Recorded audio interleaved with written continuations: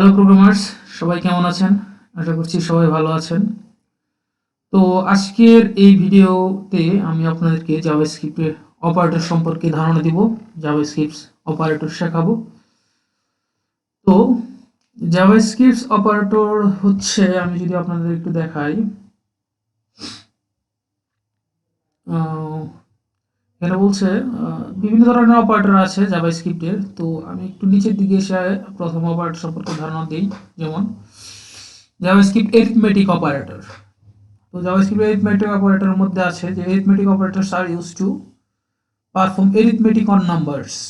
arithmetic অপারেটরটি হচ্ছে নাম্বারের ভিতর, সংখ্যার ভিতর, নাম্বারের ভিতর arithmetic পারফর্ম করে, arithmetic অপারেশন চালায়।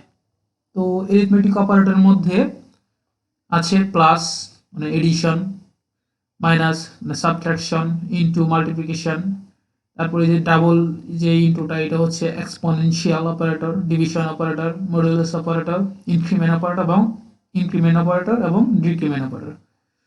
তো আমরা সাধারণভাবে বীজগণিতে যেভাবে করেছি এখানেও কিছু অপারেটর ওই রকমই আছে, আপনারা খুব সহজে বুঝতে পারবেন।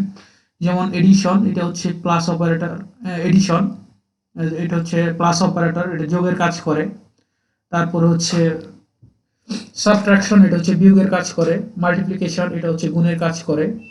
তারপর এক্সপোনেনশিয়াল, এটা ইএস 2016 আসছে, এটা হচ্ছে স্কোয়ারের কাজ করে। যেমন হচ্ছে আমরা যদি হচ্ছে 2 এর স্কোয়ার, শুধু স্কোয়ার না, মানে স্কোয়ার, তারপরে হচ্ছে কিউব, মানে টু দি পাওয়ারের ব্যাপারটা আর কি, যে টু স্কোয়ার অথবা 2 to the power 3, 2 to the power 4, 2 to the power 5, এগুলোর ব্যাপারটা কাজ করে। তো ডিভিশনেরটা হচ্ছে ভাগের কাজ করে। মডুলাস হচ্ছে, এটা হচ্ছে ভাগশেষ বের করে। এটা হচ্ছে আরেকটা নাম হচ্ছে রিমাইন্ডার, ডিভিশন রিমাইন্ডার। তো এটা হচ্ছে আমাদের ভাগশেষ বের করে দেয়। এটাকে অনেকে ভাগ বলতে পারে বা এই টাইপের কিছু না। তো এটা হচ্ছে আসলে মূলত আমাদের ভাগশেষটা বের করে দিবে। ধরেন আপনি হচ্ছে 7কে 2 দ্বারা ভাগ করলেন, এক্ষেত্রে 7কে 2 দ্বারা ভাগ করলে ভাগশেষ থাকবে 1, কারণ 3 × 2 = 6। সো 1 থেকে যায়, সেই যে 1টা আছে ভাগশেষ বা রিমাইন্ডার, এই 1টা হচ্ছে এই মডুলাস অপারেটর বের করে দিবে। তারপরে আছে ইনক্রিমেন্ট অপারেটর এবং ডিক্রিমেন্ট অপারেটর। ইনক্রিমেন্ট অপারেটর হচ্ছে কোনো কিছুর মান বৃদ্ধি করার জন্য ব্যবহার করা হবে, এবং ডিক্রিমেন্ট হচ্ছে কোনো কিছুর মান ডিক্রিমেন্ট করার জন্য, কমানোর জন্য ব্যবহার করা হবে। তো এরিথমেটিক অপারেটরের মধ্যে এই কয়টা অপারেটর জানলে আমাদের মোটামুটি হবে।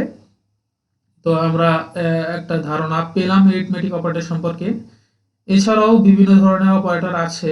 তো আমরা একটু অপারেটরগুলো একটু জাস্ট চেক করব যে কিভাবে কি কাজ করে। ধরেন আমরা লেট x = একটা ভেরিয়েবল নিলাম, এবং এর ভিতরে আমরা a plus b value, b এর মানটা রেখে দিলাম।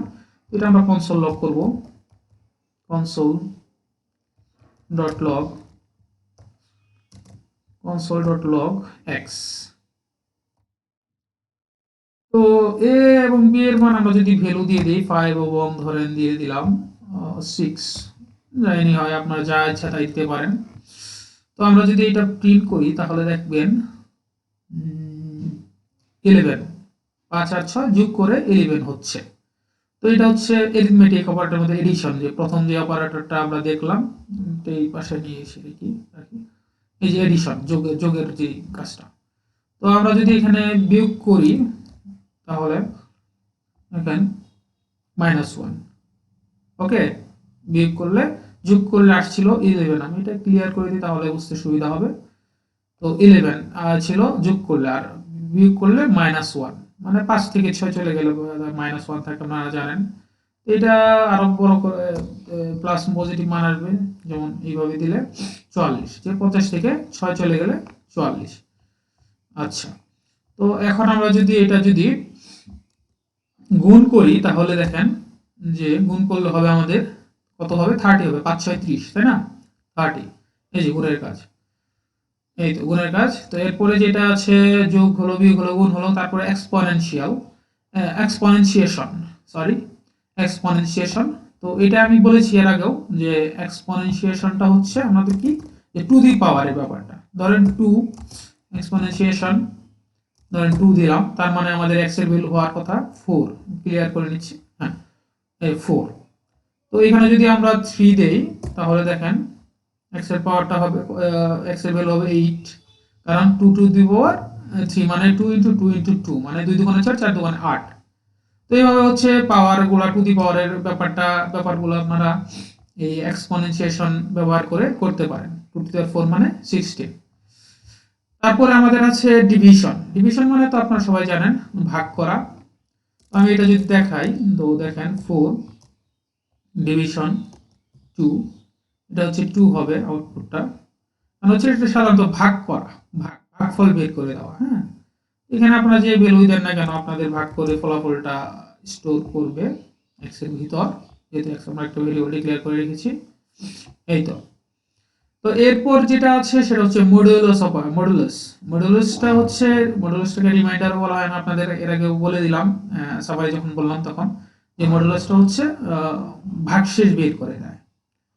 তো আমরা যদি এখানে মডুলাস ব্যবহার করি তাহলে আমরা ভাগশেষ পাবো। এই মডুলাস ব্যবহার করে দিলাম। তো আমি যদি এখানে মনে করেন 17 ব্যবহার করলাম, তাহলে 8 দুগুণে 16 আর 1 আমাদের ভাগশেষ থাকবে, তাহলে আমাদের এখানে আউটপুটটা আসবে হচ্ছে 1, কারণ হচ্ছে ভাগশেষ হচ্ছে 1।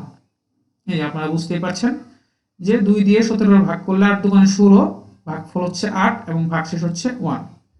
এবার আপনারা এখানে যাই ব্যবহার করেন না কেন তাই আসবে। ধরেন 9 ব্যবহার করলাম, 9 এর ক্ষেত্রে এখানে 1 আসবে, কারণ 4 দুগুণে 8, ভাগশেষ থাকবে 1।